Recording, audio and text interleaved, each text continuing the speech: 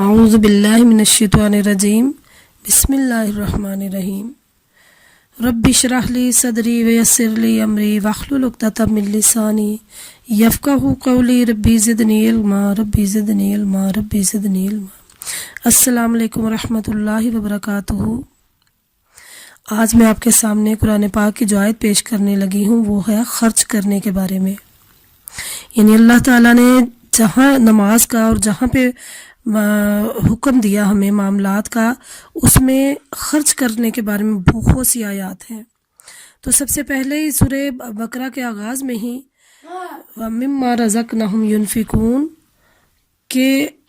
یعنی الَّذِينَ يُؤْمِنُونَ بِالْغَيْبِ وَيُقِيمُونَ الصَّلَاةَ وَمِمَّا رَزَقْنَاهُمْ يُنْفِقُونَ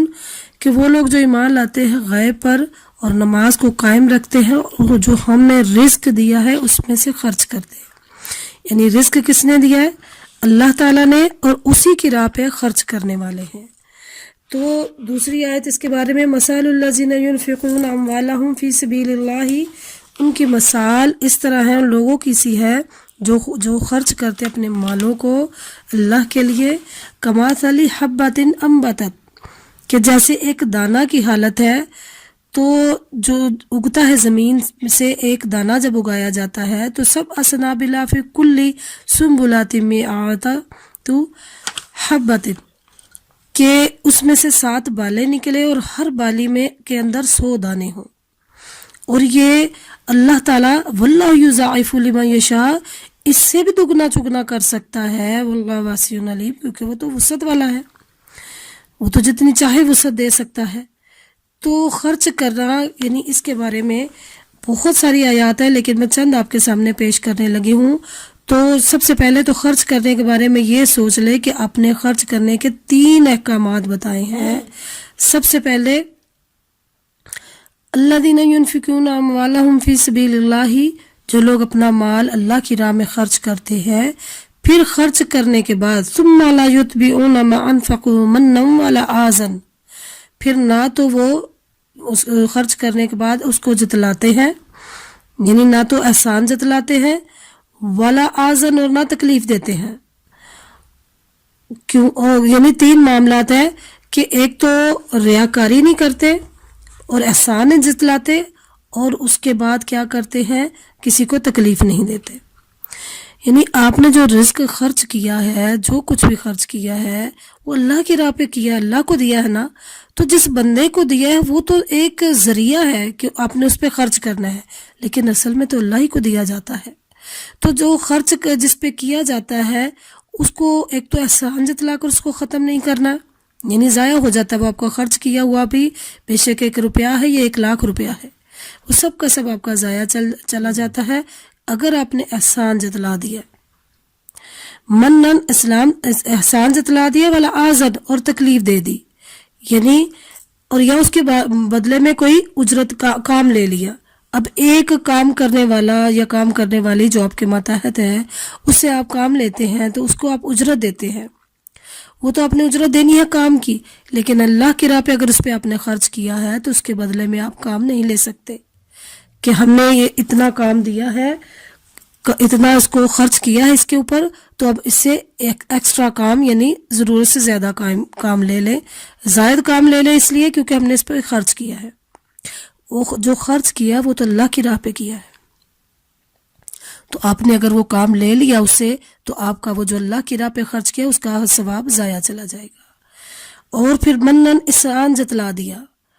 کہ اس کو کہا کہ میں نے تو تیرے ساتھ اتنا کچھ تیری مشکل وقت میں ایسے تمہارے ساتھ کیا، ویسے کیا،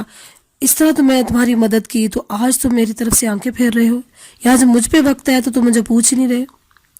تو یہ باتیں وہ ہے، یعنی احسان جتلا کر اس کو ہم ختم کر دیتے ہیں، جبکہ وہ تو ہم نے اللہ کے لیے کیا۔ ہاں، ہم اصل میں انسانوں کے لیے کرتے ہیں، اسی لیے احسانوں سے وہ اس کا صلہ چاہتے ہیں، تو جب نہیں ملتا تو پھر ہم اس کو تکلیف دے کر یا احسان جتا کر اس کو ضائع کر دیتے ہیں۔ تو پھر نہ تو انسان ہی صلہ دیتے ہیں، انسان تو صلہ دے ہی نہیں سکتا۔ حضرت علی رضی اللہ تعالیٰ عنہ کا وہ قول ہے کہ جس کے اوپر تم نے نیکی کی ہے اس کے شر سے بچو، تو شر سے بچنا کیا ہے؟ یعنی وہ تو تمہارے اس نیکی کو یعنی احسان کو جو تم نے کیا ہے اس کے بدلے میں کوئی اچھا معاملہ نہیں کرے گا، تو تم نے اس کو کیا کرنا ہے کہ تم نے اس کو اس کا تانا نہیں دینا۔ اس کے اوپر وہ بھی ایک دنیاوی بات بھی ہے نا کہ نیکی کر اور دریا میں ڈال، تو اس کا مطلب یہی ہے کہ اس کو بھول جا کیونکہ تو نے وہ اللہ کے لیے کی ہے۔ اور تیسرا جو اس کا معاملہ آتا ہے وہ ہے ریاکاری کا، کہ ریاکاری کر کے بھی تم اپنے اس جو خرچ کیا اللہ کے اوپر اس کو ختم کر دیتے ہو۔ لیکن اللہ تبارک تعالیٰ نے فرمایا ہے کہ اگر تم اس طرح کرتے ہو کہ تم احسان جتلا کر یا تکلیف دے کر یا اس کے بدلے میں کوئی کام لے کر یا ریاکاری کر کر تم نے اپنی نیکی کو ضائع کرنا ہے خرچ کرنے کو، تو اس سے بہتر ہے قول معروف و مغفرات خیر من صدقات، یعنی پھر تمہارا اچھی طرح سے اس انسان سے بات کر لینا خوبصورت طریقے سے کے ساتھ، وہ بہتر ہے ایسی صدقے سے، ایسی نیکی سے یتبعوہ اذن جس کے پیچھے تکلیف دی گئی ہو۔ تو اللہ غنی حلیم، اللہ تو بڑا ہی بے پرواہ ہے، بڑا غنی ہے، بڑا حلم والا ہے، بڑی برداشت والا ہے کہ وہ آپ کے یعنی ایک بیچ کا راستہ بتایا ہے کہ اگر آپ کے اندر اتنی برداشت نہیں ہے کہ آپ احسان بھی جتلانے والے ہیں، آپ تکلیف بھی دینے والے ہیں، آپ بدلے میں کوئی کام بھی لینے والے ہیں یا ریاکاری کرنے والے ہیں اپنے خرچ کرنے میں اللہ کی راہ میں دینے کے بعد، تو پھر بہتر ہے کہ تم اچھی خوبصورت طریقے سے بات کر لو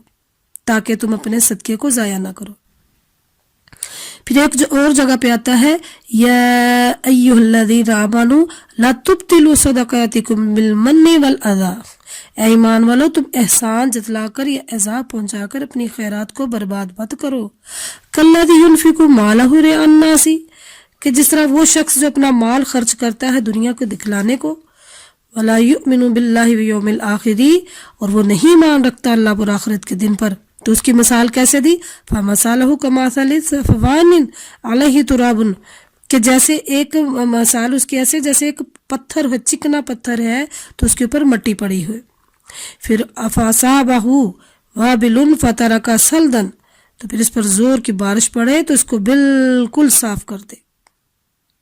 تو پھر لا يقدرون علی شیء مما کسبوا، تو ایسے لوگوں کو اپنی اس کو کمائی ذرا بھی ہاتھ نہ لگے گی۔ واللہ لا یہدی القوم الکافرین، اور کافر لوگوں کو اللہ تعالی ہدایت نہیں دیتے۔ تو خرچ کرنے کے بارے میں بہت سارے انشاءاللہ میں پروگرام کروں گی، تو اس میں کتنی بڑی یہ ہمیں یہ دیکھیں، اسی لیے تو کہا نا کہ قرآن پاک کو سمجھ کے پڑھے۔ ثواب تو ہم لے لیتے ہیں نا ایک ایک آیت پہ، ایک ایک حرف پہ 10 نیکیوں کا، اور الحمدللہ ملتا بھی ہے، لیکن اس کو سمجھ کے پڑھنے سے ہمارا اپنا ہی فائدہ ہے کہ ہم اپنے ہی طریقے سے زندگی جو گزارتے ہیں، خرچ کرتے ہیں، پھر اس کے بعد احسان جتلا دیتے ہیں، تو ہمیں اس کا کوئی فائدہ ملنے والا نہیں ہے۔ وما علینا الا البلاغ المبین۔ سبحان ربک رب العزۃ